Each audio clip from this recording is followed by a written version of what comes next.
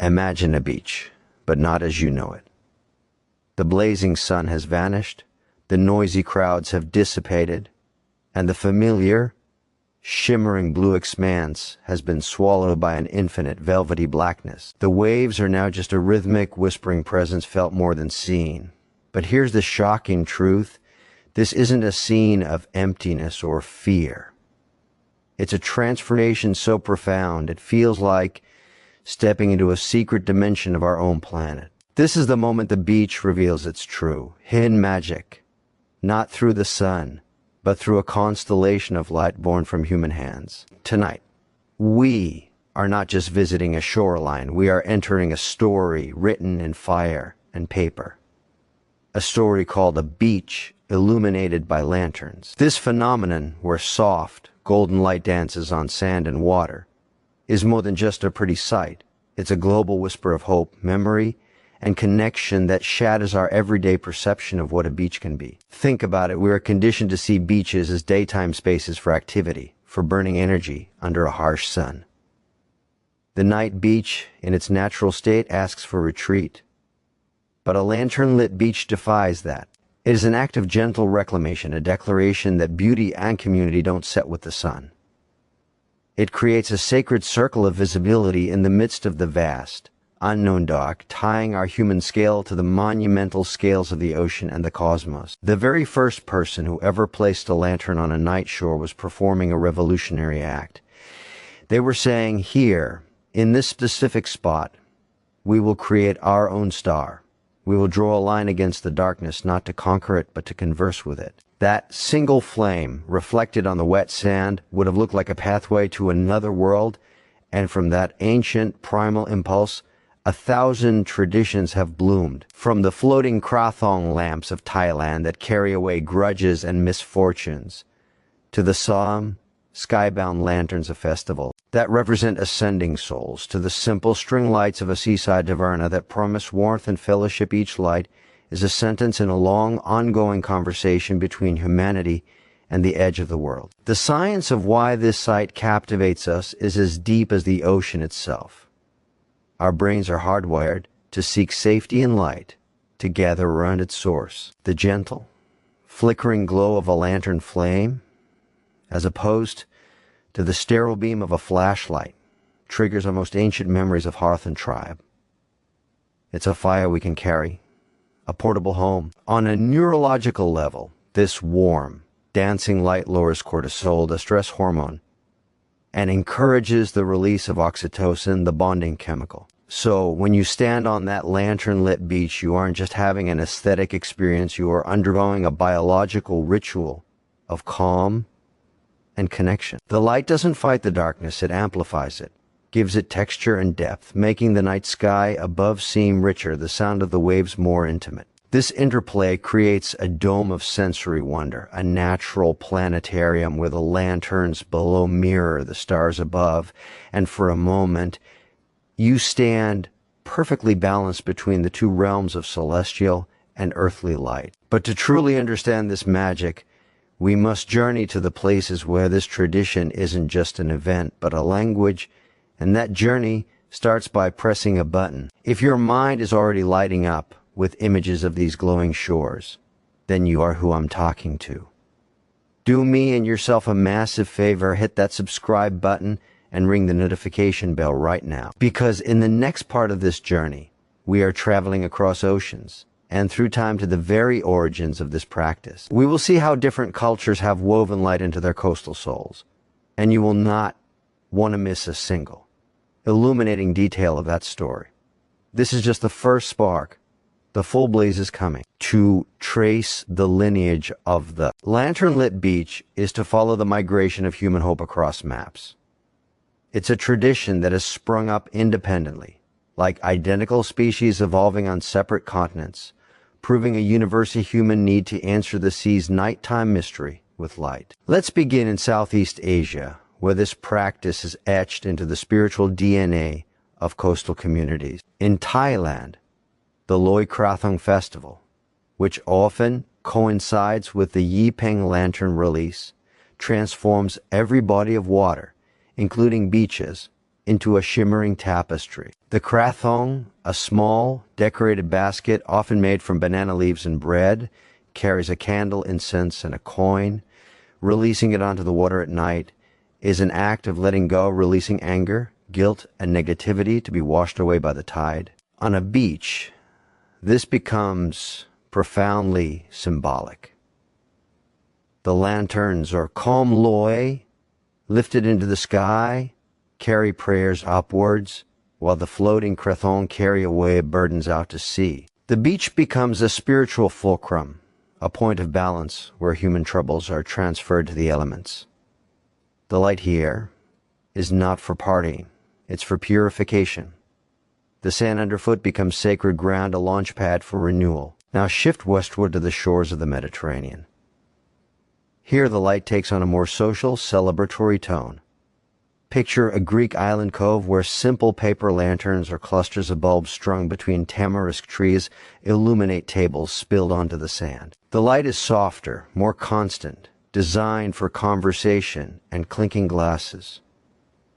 It speaks of community, of lingering over a meal as the sun sets and refusing to let the gathering end. The lanterns here say the day's heat is gone, now is the time for stories, for laughter that mixes with the wave sound. This is the light of philoxenia, love for the stranger, creating an inviting glow visible from the dark sea, a promise of warmth to anyone adrift. Cross the Atlantic to the Caribbean, and the light becomes rhythm.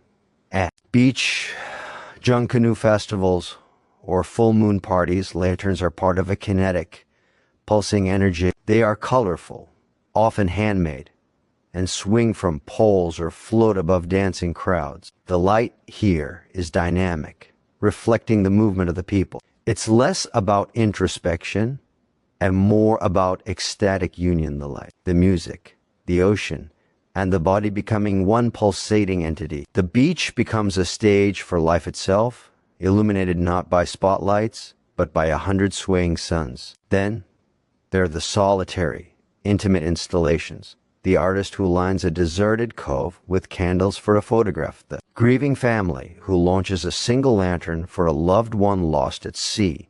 The proposal written in lanterns on the sand. In these instances, the beach becomes a private altar. The light is a direct, personal message, a question, a memory, a farewell cast into the immense, dark theater of the night. This is the raw, untranslated chord of the ritual. One heart, one flame, facing the abyss. What all these traditions share, from the massively communal to the deeply private, is the act of making meaning at the boundary. The beach is the ultimate liminal space, neither fully land nor fully sea, a place of constant change and erosion. By placing our fragile, temporary lights upon it, we are asserting a moment of meaning against that constant change. We are saying, for this hour, this night, this prayer, this celebration, this spot matters. The light etches a temporary tattoo on the skin of the world. And the materials matter: paper, wood, candle wax, all biodegradable, all temporary. The lantern will gutter out, the krathong will sink or dissolve, the candle will burn down. The impermanence is the point. We are not building monuments, we are creating ephemeral beauty, a lesson in non-attachment played out under the stars. The ocean, the ultimate symbol of eternity, witnesses our fleeting sparks and continues its endless rhythm. This respectful temporality is what makes it organic, a collaboration with nature, not a disruption of it. Now you might be thinking, this sounds incredible, but it's happening there, in those exotic, faraway places. What if I told you the principles, the very soul of this experience, can be recreated by anyone, anywhere, on almost any shoreline, that you don't need a festival permit or a plane ticket to access this magic? You just need the right knowledge. And that knowledge is what's coming next. But before we get to the practical magic of creating your own lantern-lit night, make sure you're part of this community of light bringers. If you're not subscribed yet, what are you waiting for? Smash that subscribe button. Every new subscriber is another lantern in our digital sky, telling the algorithm that stories with depth and beauty matter. Help me keep this light burning. So, you feel the call. You want to translate this global poetry of light into your own local dialect, to turn your nearby beach into a canvas for a silent, luminous sonnet. This is where intention meets action, and where the deepest respect for the tradition and the environment must guide your every step. Creating your own lantern-lit beach experience is an art of subtle harmony, and it begins not with buying lanterns, but with understanding the stage itself, the beach at night. Your first and most sacred duty is research and respect. Not all beaches allow open flames or any form of decoration. You must investigate local ordinances, park rules, and fire bans. This isn't bureaucracy, it's the first rule of the ritual do no harm. A true lantern-lit beach honors the place, and that means following its laws. Next, consider timing. A night with a new moon will make your lights appear miraculously bright against a cloak of darkness, while a full moon will provide a soft, blue ambient glow, creating a duet between celestial and earthly light. Check the tide charts. A rising tide can be a beautiful, dynamic partner, claiming the lights one by one, but it can also be dangerous. A receding tide leaves more wet sand for glorious reflections. Once you've chosen your night and secured your permissions, the heart of the planning begins, the light source. This is the most critical ecological choice. The romantic image of a paper lantern floating into the sky or a candle-powered boat sailing away is fraught with peril for wildlife. Wires can entangle animals, spent lanterns become litter, and candles can tip over, starting fires. Therefore, the modern, responsible steward must innovate. For floating lights, opt for biodegradable materials like soy-based candles and simple, untreated paper cups, or hollowed-out citrus fruits. Even these must be used with extreme caution and retrieved afterwards. Better yet, use battery-operated LED tea lights inside glass jars or paper bags. They provide a steady, wind-proof, flame-free glow and can be reused endlessly. For stationary installations, consider lanterns with flameless candles or string lights powered by portable solar-charged batteries. The goal is the effect of ancient light with the safety of modern technology. Now, for the design, the poetry of placement. Don't just scatter lights randomly. Think in lines and curves. A meandering path of lanterns from the dunes to the water's edge invites a journey. A circle of light creates an intimate gathering space, a room with walls of night. Clustering lights of varying heights on driftwood logs creates a focal point. The key is to work with the beach's natural topography. Use the curl of a dune, the pool of a tidal basin, the skeletal arms of a piece of driftwood as part of your composition. This isn't about imposing order, but about revealing the beach's own beauty through illumination. Then, engage the other senses. The experience isn't just visual.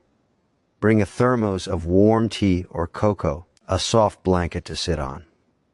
Perhaps a portable speaker playing ambient.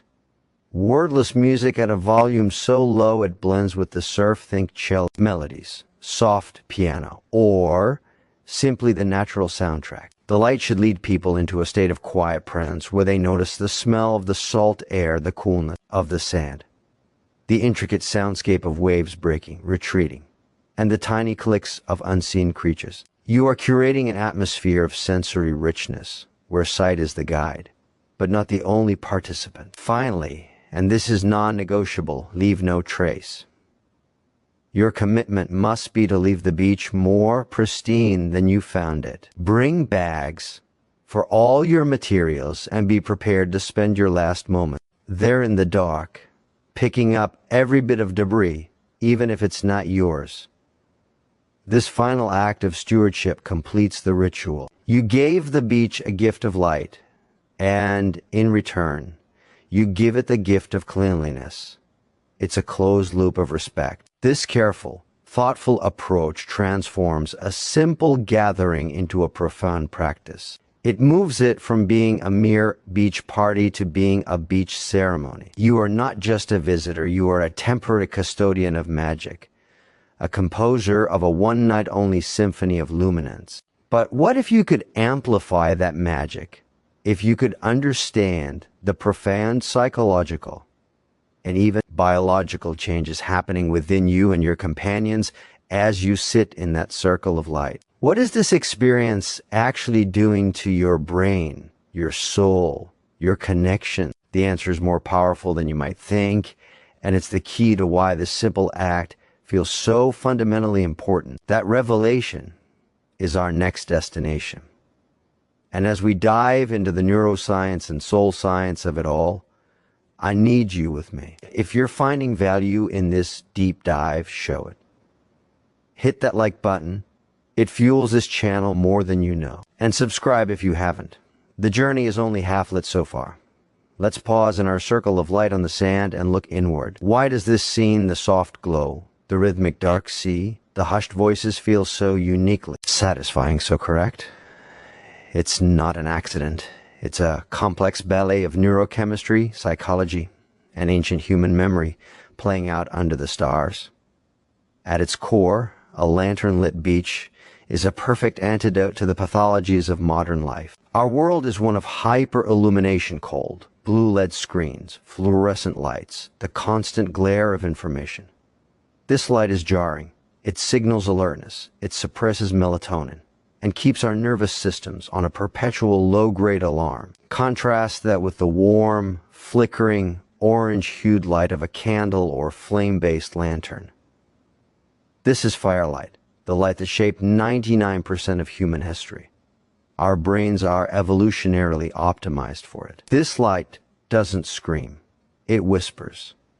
It stimulates the parasympathetic nervous system, the rest and digest counter to our fight or flight mode. Studies on campfires show similar effects: reduced blood pressure, increased prosocial feelings, and a state of relaxed contemplation.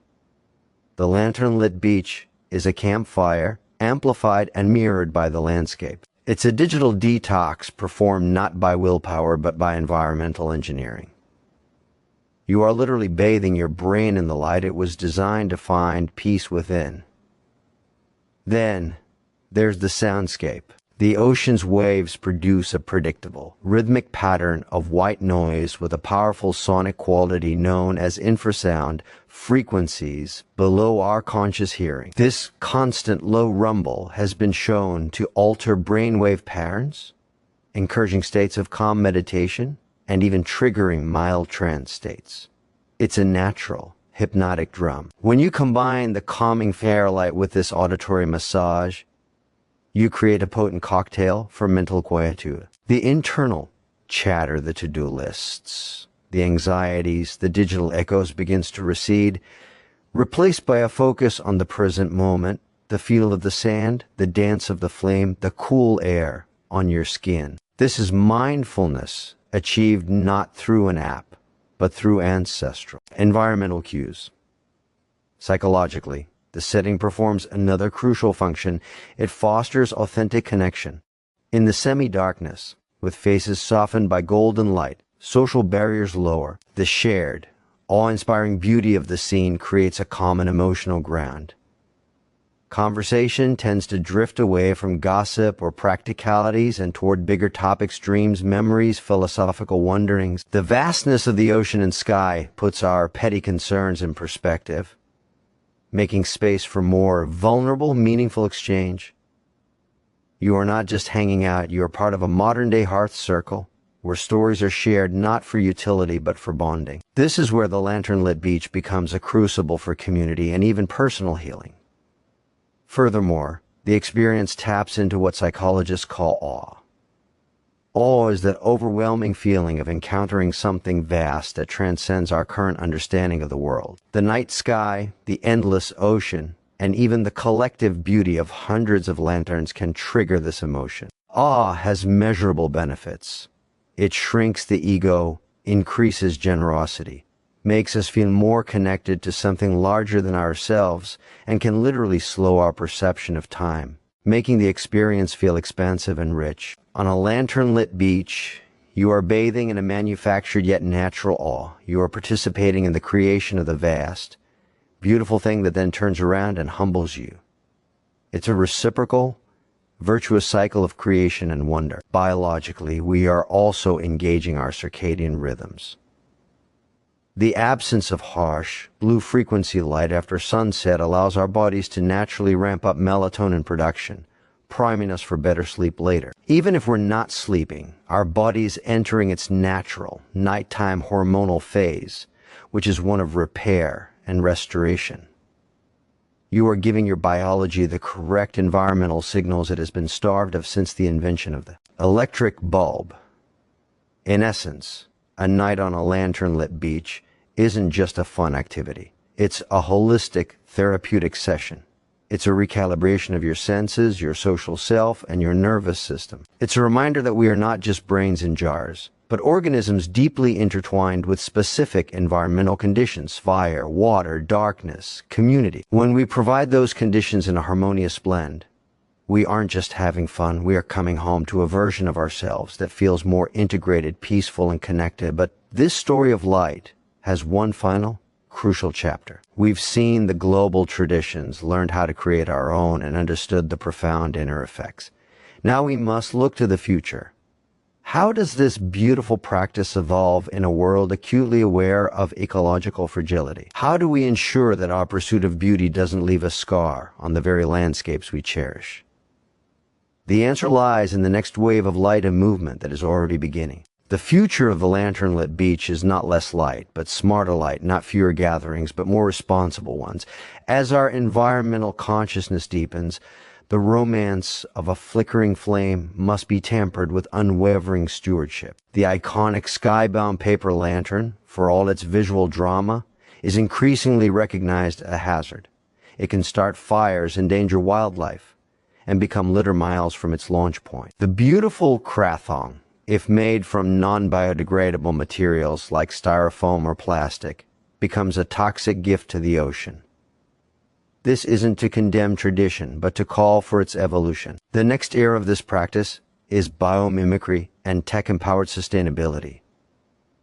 Imagine lanterns made from mycelium, the root structure of mushrooms grown into beautiful, intricate shapes that are not just biodegradable, but are actually nutrients for the coastal ecosystem. Picture algae-based bioplastics that dissolve harmlessly in seawater after a set time, carrying a seed within them. Envision solar-powered, wirelessly connected LED systems that can be programmed to create pulsing, wave-like patterns of light across a beach, drawing energy from the sun that shone on that same sand hours before, creating a closed loop.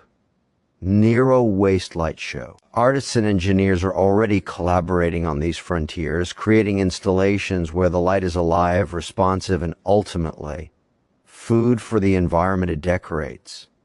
This is the ultimate goal, a light ceremony that leaves a positive trace, not just a neutral one. Furthermore, the lantern-lit beach has the potential to become a powerful tool for environmental awareness and education. Imagine a gathering where the lanterns themselves are made in a workshop that afternoon from recycled paper and natural dyes, with the crafting session including a talk from a marine biologist about local shore ecosystems. The act of making the light becomes intertwined with learning how to protect the darkness around it, the darkness that nesting turtles need, that migrating birds rely on. The event could end with a dark sky moment, where all lights are extinguished to appreciate the majesty of the Milky Way, followed by a beach cleanup using reusable, red light headlamps that minimize ecological disruption. This transforms the experience from mere aesthetic consumption to active, enlightened participation. The beach becomes a classroom, and the lanterns, the diplomas. This practice also holds a key to cultural preservation and innovation. As younger generations seek meaningful connections to heritage, revitalizing light-based traditions with sustainable materials can be a powerful bridge. It's a way to say, the spirit of our ancestors' ritual, their hope, their release, their community is more important than the specific material they used in their time. We honor them not by blindly repeating, but by thoughtfully adapting, ensuring the ritual can thrive for centuries more without harming the world they entrusted to us. On a personal level, The future is micro-rituals. You don't need a festival of thousands. The most powerful future might be the single individual or a family going to a familiar local beach with one beautiful, well-crafted, reusable lantern. They light it or switch it on, sit with it for an hour of silent gratitude or shared conversation, and then take it home. This hyper-local, low-impact practice democratizes the magic. It makes it a personal wellness practice, a monthly check-in with oneself and the natural world at the water's edge. It strips away the spectacle and returns to the primal core, one light, one person, one vast night. This is perhaps the most sustainable and profound future of all the normalization of small, deliberate acts of beauty as a form of ecological and spiritual reciprocity. In the end, a beach illuminated by lanterns at night is a metaphor for our time. It shows our deep, enduring need to create beauty and meaning at the edge of the unknown. It demonstrates our growing understanding that true beauty cannot be separate from responsibility. And it offers a blueprint for how human culture can interact with the natural world not as a conqueror or a consumer, but as a respectful, creative and temporary guest who leaves the place brighter in spirit, but unchanged in substance. We are the light bringers. Our task is to ensure the light we bring heals, connects, and vanishes without a trace, leaving only the memory of its warmth and the promise of its return. That memory, that promise is now in your hands.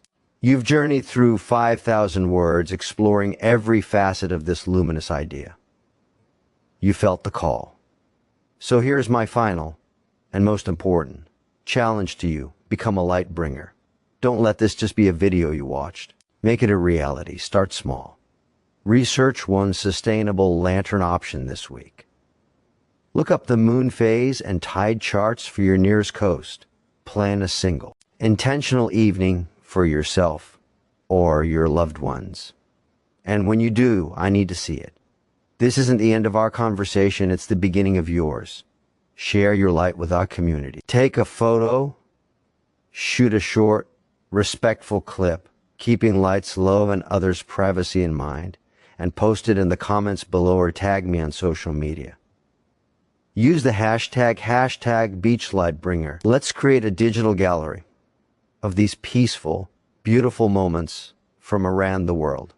Your experience will inspire someone else to start their own. And if this deep dive into beauty, meaning, and responsible practice resonated with you, if you want this channel to keep creating content that goes beyond the surface, then you know what to do. Smash that like button. It tells YouTube this matters. Subscribe and ring the bell, because our next journey into the world's hidden wonders is already being planned. But most of all, go out and create your own light. The night, the beach, and your own sense of wonder are waiting. I'll see you in the comments, and I'll see you out there on the lit shore.